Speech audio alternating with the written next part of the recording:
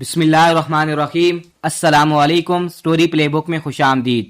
یہ ان دنوں کی بات ہے جب میری عمر 9 برس تھی، جب ایک روز اپنے والد کی انگلی پکڑ کر کھیتوں سے گھر کی جانب جا رہی تھی۔ ایک آدمی دوڑتا ہوا آیا۔ اس نے کہا، واحد خان، تیری بیوی روٹیاں پکاتے ہوئے آگ میں گر پڑی ہے، جلدی اسپتال چلو۔ وہ سامنے سردار خان کی گاڑی کھڑی ہے اور انہوں نے مجھے تیرے پاس بھیجا ہے۔ ابا کے ساتھ میری نگاہیں بھی سڑک کی طرف اٹھ گئیں جہاں واقعی ایک گاڑی کھڑی تھی، اور جو شخص پیغام لایا تھا اس کی سانس پھولی ہوئی تھی کیونکہ وہ سڑک سے دوڑتا ہوا ہماری طرف آیا تھا۔ والد گھر کی طرف جانے کی بجائے سڑک کی طرف مڑ گئے اور میں بھی ان کے ہمراہ چل دی۔ میں پریشان تھی کیونکہ میری ماں جل گئی تھی اور اس کو اسپتال لے گئے، جبکہ ابا اس آدمی سے پوچھ رہے تھے کہ کیسے چولہے پر گر گئی۔ تبھی اس نے کہا، مجھے پتہ نہیں، ایک ملازمہ کہہ رہی تھی روٹیاں پکاتے ہوئے مرغی کا دورہ پڑ گیا۔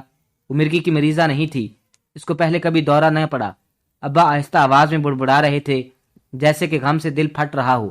ہم گاڑی کے نزدیک پہنچے تو وہ ایک بے جان مردے کی مانند اس میں سوار ہو گئے۔ میں بھی ان کے ساتھ گاڑی میں بیٹھ گئی۔ وہ حادثے کی خبر سن کر بدحواس ہو چکے تھے۔ انہوں نے کھڑکی کے شیشے میں سے اتنا بھی نہ دیکھا کہ ہم اسپتال جانے والے راستے پر نہیں جا رہے، کیونکہ اسپتال تو ہمارے گاؤں میں تھا ہی نہیں بلکہ چون کوس کے قریبی شہر میں تھا۔ وہ آدمی دراصل جھوٹ بول رہا تھا۔ ابا نے اس پر اعتبار کر کے غلطی کی۔ اس نے خبر ہی ایسی سنائی کہ ابا کے حواس فوری طور پر کھو چکے تھے۔ ان کو زیادہ سوچنے سمجھنے کا موقع ہی نہ ملا۔ یوں میرا سیدھا سادہ باپ اندازہ نہ کر سکا کہ کسی نے دھوکے سے بلا وجہ ان کو اپنے بس میں کیا ہے۔ مجھے نہیں معلوم کہ وہ کون سی جگہ تھی، مگر جب ہم مکان میں داخل ہوئے وہاں کچھ اور لوگ بھی تھے۔ کمرے میں داخل ہوتے ہی انہوں نے میرے والد کو اپنے بس میں کر لیا اور ان کا منہ پگڑی سے باندھ کر ان پر وار کرنے لگے۔ یہ منظر دیکھ کر میری چیخ نکل گئی۔ تبھی ایک آدمی نے آگے بڑھ کر میری آنکھوں پر ہاتھ رکھ دیا۔ وہ مجھے کھینچتے ہوئے دوسرے کمرے میں لے گئے۔ مجھے ہوش نہ رہا، شاید کہ میں بے ہوش کر دی گئی تھی یا خود بخود بے ہوش ہو گئی تھی۔ جب ہوش آیا تو یہ ایک اور جگہ تھی۔ یہ ایک عالی شان مکان تھا۔ میں ڈری ہوئی تھی، رو رو کر ابا کا پوچھتی تھی۔ تب وہاں پر موجود عورتوں نے سمجھایا، اگر تم نے شور کیا یا کوئی سوال پوچھا یا اپنے باپ کے بارے میں تو یہ لوگ تم کو بھی جان سے مار دیں گے۔ میں کم سن بچی تھی، خوفزدہ ہو گئی۔ ایسی زبان بند ہوئی کہ سوال کرنا تو دور کی بات، رونا بھی بھول گئی۔ پتہ چلا کہ اب مجھے کو یہیں رہنا ہے۔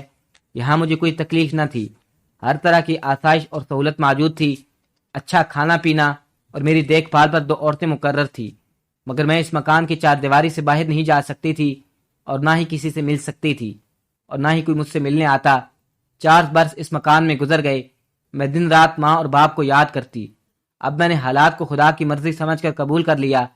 نہیں معلوم کہ ماں کا کیا حشر ہوا ہوگا، باپ کو تو انہوں نے ٹھکانے لگا دیا تھا۔ مجھے اندازہ ہو چکا تھا کہ میں سردار صاحب کے مکان میں ہوں اور یہ سب اسی کے محتاط ہے اور وہی میری پرورش اور دیکھ بھال کر رہا ہے۔ تبھی یہ خیال آتا کہ میرے والد کو دھوکے سے بلوانے اور ان پر حملہ کرنے والا یقیناً یہی شخص ہے۔ جب میں اپنے پاس عورتوں سے اس بارے میں سوال کرتی تو وہ جواب میں کہتی، تمہارے والدین کو ختم کرنے والے سردار صاحب نہیں، ان کا دشمن کوئی اور ہے، تم ان کو مجرم نہ سمجھو۔ مگر میں کیسے نہ سمجھتی، اس کے آدمی تو میرے ابا کو دھوکے سے گاڑی میں بٹھا کر لے آئے تھے۔ میں نے سردار کو بھی نہ دیکھا تھا، وہ گھر کے اندر نہیں آتا، مگر ملازماؤں سے اکثر ذکر سنتی رہتی۔ وہ مردانہ خانے تک چلا آتا، دل ہی دل میں اس سے نفرت کرنے لگی۔ ایک دن ہلچل سی مچ گئی، گھر کی صفائی ستھرائی ہونے لگی۔ میری پاس عورتوں نے صاف ستھرا لباس پہن لیا، مجھے بھی نہلا دھلا کر صاف اور اچھے کپڑے پہنائے گئے۔ دونوں نگران عورتیں، جن کو میں اماں کہتی تھی، سمجھانے لگی کہ تم سردار صاحب کو ادب سے سلام کرنا اور اچھی طرح بات کرنا، وہ بہت نیک انسان ہیں اور ہمارے سردار ہیں، ان کا ادب و احترام ہم پر فرض ہے۔ ان عورتوں نے مجھے بہت پیار دیا تھا اور میں ان سے مانوس تھی، ان کی ہر بات مانتی تھی، مگر آج یہ بات ماننے کو جی نہ چاہتا تھا، کیونکہ مجھے شک تھا کہ سردار ہی نے میرے والدین کو گم کیا ہے اور مجھے یہاں اپنی قید میں رکھا ہوا ہے۔ میں سوچوں میں ڈوبی ہوئی تھی کہ آواز سنی کہ سردار صاحب آ گئے۔ میں 14 برس کی لڑکی تھی اور نہ سمجھ تھی، جبکہ سردار 50 برس کا شخص تھا اور خوب جانتا تھا کہ مجھ نادان کے ساتھ کس طرح بات کرنی چاہیے۔ اس نے مسکرا کر میری خیریت پوچھی۔ میں نے جواب نہ دیا تو بغیر کوئی اور بات کیے چلا گیا۔ اس واقعے کے 6 ماہ بعد ایک دن اماں نے مجھے بتایا کہ تیری شادی ہونے والی ہے۔ میں حیران ہو گئی کہ کیوں ہو رہی ہے میری شادی اور کس سے ہو رہی ہے۔ 2 ماہ بھی نہ گزرے تھے کہ ایک دن شام کو ملازمہ مجھے تیار کرنے لگی۔ نکاح کے وقت تک مجھے نہ پتہ چلا کہ میری شادی کس سے ہو رہی ہے، لیکن مولوی صاحب نے میرے نام کے ساتھ جب سردار صاحب کا نام لیا تو پتہ چلا کہ سردار مجھے اپنے نکاح میں لا رہا ہے۔ نکاح ہو گیا، یوں کہنا چاہیے کہ بس ایک رسم پوری ہو گئی، کیونکہ میرے ہاں یا نہ کہنے سے کسی کو کوئی فرق نہ پڑتا تھا اور نہ ہی کسی کو اس کی پرواہ تھی۔ دلہن بنا کر سردار کی گاڑی میں بٹھا دیا گیا۔ وہ مجھے اپنے اصل گھر لے آئے جہاں وہ رہتا تھا۔ میں دلہن کے روپ میں چند عورتوں کے درمیان بیٹھی ہوئی تھی۔ میرا جی گھبرا رہا تھا، میں رو بھی نہیں سکتی تھی۔ دل پر سردار کا خوف طاری تھا، بے بس تھی۔ جس شخص پر گمان تھا کہ میرے والدین کو مجھ سے جدا کرنے والا یہی ہے، اس سے میری شادی ہو گئی۔ دل میں نفرت کے جذبات دبائے مجبور تھی، کہیں بھاگ کر بھی نہ جا سکتی تھی اور نہ ہی کسی سے فریاد کر سکتی تھی۔ یہاں تو سب اجنبی تھے، یہاں اپنا تھا کون؟ کافی دیر مجھے عورتوں نے گھیرے رکھا، جی گھبرا رہا تھا اور جوں جوں وقت گزرتا جا رہا تھا مجھ پر بے ہوشی طاری ہو رہی تھی۔ مجھے گرمی لگ رہی تھی اور وہ عورتیں بار بار مجھے شربت پلا رہی تھی، یہاں تک کہ رات ہو گئی۔ تب سردار صاحب کمرے میں آ گئے اور عورتیں وہاں سے چلی گئی۔ سردار نے میرے گھونگھٹ اٹھایا تو میں رونے لگی۔ انہوں نے سوال کیا، زرغونہ خانم کیوں روتی ہو؟ تب میں نے بے ساختہ کہہ دیا، آپ نے میرے والدین کو غائب کیا ہے، آپ میرے والد کے قاتل ہیں، آپ سے شادی نہیں کروں گی۔ وہ سمجھدار آدمی تھے، بولے شادی تو ہو چکی ہے کیونکہ نکاح ہوا ہے، اگر اب تم کہو کہ شادی نہ کرو گی تو یہ غلط ہوگا۔ یہ بات تمہیں مولوی صاحب سے اس وقت کہنی چاہیے تھی جب نکاح ہو رہا تھا۔ مجھے عورتوں نے بہت ڈرایا ہوا تھا، کہا تھا کہ اگر انکار کیا تو تم کو ایسے ہی قتل کر دیں گے جیسے تمہارے باپ کو قتل کیا۔ وہ منظر مجھے بھولتا نہیں، اتنا خوفناک منظر کوئی کیسے بھول سکتا ہے؟ سردار نے تحمل سے میری بات کو سنا اور بولے، تمہارا خیال صحیح نہیں ہے زرغونہ، میں قسم کھا کر کہتا ہوں کہ میں نے ہرگز تمہارے والد کو نہیں مارا، میری اس کے ساتھ کوئی دشمنی نہیں تھی، بلکہ اے معصوم لڑکی، سچ تو یہ ہے کہ جب مجھے کسی نے آ کر خبر دی کہ وہ لوگ تمہارے والد کو مارنے کے لیے گئے ہیں تو میں فوراً تمہاری جان بچانے کا انتظام کرنے لگا۔ میں نے ہی تم کو ان سے بچایا اور اتنے عرصے ان لوگوں سے بچا کر رکھا تاکہ وہ تم کو نہ مار دیں۔ اگر میں تمہارے ساتھ اب نکاح نہ کرتا تو ابھی تک تمہارے اصول کے در پہ نہ جانے کیا حشر کریں گے۔ ہاں، میرے نکاح میں آنے کے بعد تم بالکل محفوظ ہو گئی ہو اور اب ان کی جرت نہیں کہ میری منکوحہ کو کوئی نقصان پہنچائیں۔ میں نے تم سے شادی اپنی خاطر نہیں بلکہ تمہاری زندگی کے تحفظ کی خاطر کی ہے، تم اس بات پر یقین کر لو۔ سردار مجھے کافی دیر تک یقین دلاتے رہے تاکہ میرا موڈ ٹھیک ہو جائے، جانے وہ کیا کچھ کہہ رہے تھے۔ مجھے ان کی باتوں کی سمجھ نہیں آ رہی تھی۔ وہ مجھے باور کروا رہے تھے کہ یہ سب کچھ میری ماں کی وجہ سے ہوا ہے، وہ اس حادثے کی ذمہ دار تھی۔ مجھے یقین نہ ہوا کیونکہ میں جانتی تھی کہ میری ماں ایک شریف عورت تھی، وہ ایسی عورت نہیں تھی، مجھ سے اور اپنے خاوند سے بے پناہ محبت کرتی تھی۔ میرے دل نے اس کو تسلیم نہ کیا۔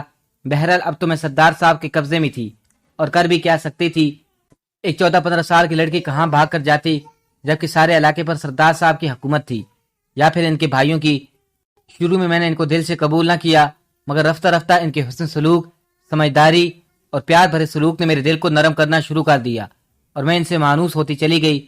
کئی خادمائیں مقرر تھی جو مجھے راحت اور آرام پہنچانے کو ہر وقت تیار رہتی۔ وقت پہلے سے بہتر گزر رہا تھا کیونکہ میری حیثیت ایک مالکہ جیسی ہو گئی تھی، ہر طرح سے سکھ اور چین اور سکون تھا۔ سردار صاحب کا پیار تھا، اب تو میں ان کے بچوں کی ماں بننے والی تھی۔ وہ اس بات پہ بہت خوش تھے، لیکن جب اپنی بیٹی ہوئی میں نے چاہا کہ خدا اسے سنبھال لے تاکہ اس کی وجہ سے مجھے سردار کی عمر بھر کی غلامی نہ کرنی پڑے۔ قدرت نے میری دعا قبول کر لی، شاید یہ قبولیت کی گھڑی تھی، لیکن جب وہ فوت ہو گئی تو میں بہت روئی، خود کو بہت کوسا کہ کیوں ایسی دعا کی تھی۔ اس کی جدائی سے دل بیٹھا جا رہا تھا۔ بے شک اب سردار صاحب مجھے برے نہ لگتے، عمر رسیدہ ہو کر بھی ان کے حسن سلوک نے دل کو راغب کر لیا، لیکن ذہن اس عمل کو کبھی بھی نہ بھولا کہ وہ میرے والدین کے قاتل ہیں۔ اس وجہ سے ان کے ساتھ بندھن کو غلط سمجھتی اور دل سے نفرت کے جذبات کو ختم نہ کر سکتی۔ ان کا میرے ساتھ تعلق مختصر تھا۔ 6 سال میں خدا نے مجھے 2 بیٹے بھی عطا کیے اور ان بچوں کی خاطر سردار صاحب کے ساتھ نباہ کرتی چلی گئی۔ اچانک ایک دن ان کے بھائی سردار صاحب کا تن مردہ لے کر میرے سامنے آ گئے، بتایا کہ وہ جنگل میں شکار کھیل رہے تھے، وہاں اتفاق سے گولی لگ گئی اور وہ وفات پا گئے۔ ان کی پہلی بیوی بے اولاد تھی، لہٰذا میت کو میرے گھر سے اٹھایا گیا کیونکہ میں ان کے بچوں کی والدہ تھی اور جائیداد اور زمین پر اولاد نرینہ کا حق ہوتا ہے۔ تدفین کی تمام رسومات وارثوں کی قیامگاہ پر ہوئی اور سردار صاحب عزت و تکریم کے ساتھ دفنا دیے گئے۔ انسان جب دنیا سے چلا جاتا ہے تب اس کی قدر ہوتی ہے، جب تک تو وہ تھے میں نے اپنے والد کا قاتل سمجھ کر ان سے نفرت کرتی رہی، مگر اب مجھے ان کی کمی شدت سے محسوس ہونے لگی۔ بچوں کی فکر تھی، جو کم سن تھے، اپنے حقوق کی حفاظت نہ کر سکتے تھے، مجھ میں بھی ان کے بھائیوں کے ساتھ مقابلے کی ہمت نہ تھی کہ وہ کسی بھی وقت مجھے اور میرے بچوں کو ہر شے سے محروم کر سکتے ہیں۔ اب تمام اختیار سردار صاحب کے چھوٹے بھائی کے پاس تھا اور ان کو بس اس وقت تک علاقے کی سرداری کا منصب نبھانا تھا جب تک میرے بیٹے بالغ نہیں ہو جاتے۔ چھوٹے سردار کا نام سراب خان تھا۔ اس نے ایک دن مجھ سے کہا، زرغونہ خانم، تم ایک مجبور عورت ہو، جب چاہے تم کو گھر سے نکال دوں، مگر تمہارے بچوں کا خیال ہے جو کہ میرے بھائی کے وارث ہیں۔ اگر مجھ سے نکاح کر لو تو تمہاری اولاد کی جائیداد بھی حفاظت میں رہے گی اور تمہارے بچے بھی سکھ کی چھاؤں سے محروم نہیں رہیں گے، ورنہ تم میرا مقابلہ نہیں کر سکتی۔ میں دل بادل ناخوستہ سردار صاحب کو قبول کیا، مگر دیور سے تو قطعی شادی کرنا نہ چاہتی تھی۔ صاف انکار کرتی تو وہ اپنی توہین خیال کرتا، پھر جو چاہے سلوک کرتا، کیونکہ میرے ماں باپ تو ان لوگوں کی رعایا کہلاتے تھے اور یہ ہمارے مالک تھے۔ بہت سوچ کر میں نے کہا، چھوٹے سردار صاحب، میں آپ کی بات نہیں ٹال سکتی، مگر ایک خلش میرے دل میں ہے، اس خلش کو میرے دل سے مٹا دو، آپ کی ہر بات بخوشی مان لوں گی۔ مجھے صرف اتنا بتا دو کہ میرے والد کو کس نے اور کیوں مارا اور میری ماں کہاں ہے۔ وہ سوچ میں ڈوب گیا، پھر جواب دیا، اگر مجھ سے نکاح کرو تو سب کچھ سچ بتا دوں گا۔ شادی تو اس نے مجھ سے کرنی تھی، اس کے لیے کوئی اور راہ تھی نہیں۔ نکاح کے بعد سراب خان نے بتایا کہ اگر سچ سننا چاہتی ہو تو سنو، تمہارے والد کو بڑے بھائی سردار نے نہیں بلکہ میں نے قتل کیا تھا، کیونکہ اس نے ایک اور قتل کے کیس میں میرے خلاف مخبری کی تھی۔ اس نے پولیس کو سچ بتایا تھا، اس قتل میں میرا دخل ہے، مگر پولیس نے مجھے اس کے بیان سے آگاہ کر دیا تو میں نے قسم اٹھائی کہ پولیس کے ایک مخبر کا میں ضرور صفایا کروں گا اور اس کو صفحہ ہستی سے مٹا دوں گا۔ جس روز قتل ہوا میں تجھے اٹھانا چاہتا تھا، لیکن سردار صاحب کو علم ہو گیا اور وہ درمیان میں آ گئے، کیونکہ تم بہت کم عمر تھی، لہٰذا انہوں نے تم کو اپنی پناہ میں لے لیا اور میں اپنے انتقام کی آگ ٹھنڈی نہ کر سکا۔ اگر اس وقت بڑے سردار تجھ کو چھپا نہ دیتے تو میرے وفادار نہ جانے تمہارا کیا حشر کرتے۔ تمہاری قسمت اچھی تھی کہ بھائی نے تم کو ہمارے حوالے نہ کیا، بعد میں تم کو بچانے کی خاطر نکاح کر لیا۔ اگر تم ہمارے ہاتھ لگ جاتی تو تمہیں کہیں دور دراز علاقے میں بیچ دیا جاتا، جیسا کہ تمہاری ماں کو بیچا گیا۔ مجھے نہیں معلوم کہ اب وہ کہاں ہے اور اس کا کیا حشر ہوا۔